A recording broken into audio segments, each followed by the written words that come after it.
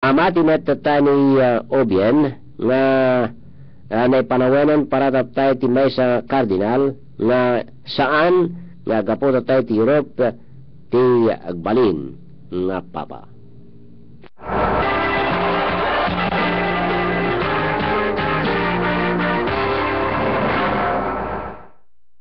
Kabayatan na kinansila na tayo ti opisyon ti National Coalition ti Syria ti tataripnong tatadatoy ti sangalubungan nga taripnong iti Italy, Russia, ti Amerika tapos di kasi ti protesta ti international silence iti sangaran mismo tayo ti awan ti patinggana nga dati kat panakmapatay kaligid sibilyan kabayatan nga ito tagtultuloy iti gulo iti naso pagilian dati tayo ti pakamo ti koalisyon iti ta konfirmaran ta ni Walid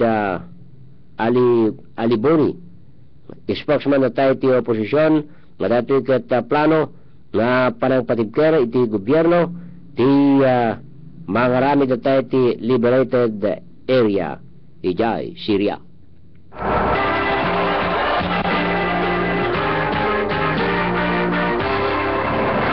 Nakita nga na idanon kada kayo dapat na tangabigat kaduag ti biyang ti master control ni Engineer Libert Puyot iti audio itis malipod iti inkat iti biyang ti damag lokal ni Ronald Domingo ti pagasa ni Mr. Rod Guzman ti Lawag International Airport Rene Lagadon reporting.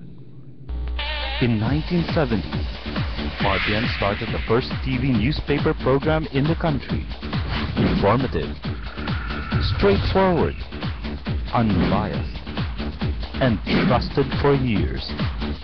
It remains the longest-running English newscast on Philippine television. The RPN Newswatch with RPN Newscast, Monday to Friday, here on RPN.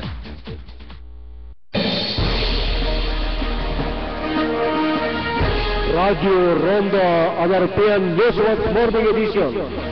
Pagkadanunan na kitambamag iti kabukbutan tayo lugar dito kay Lukwan. National, international, sports kanda dumapay.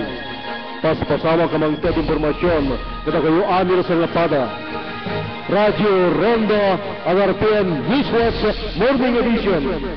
Sumangbay kada kayo live audio and video streaming bagaan ti website ti DCRLbatak.tk.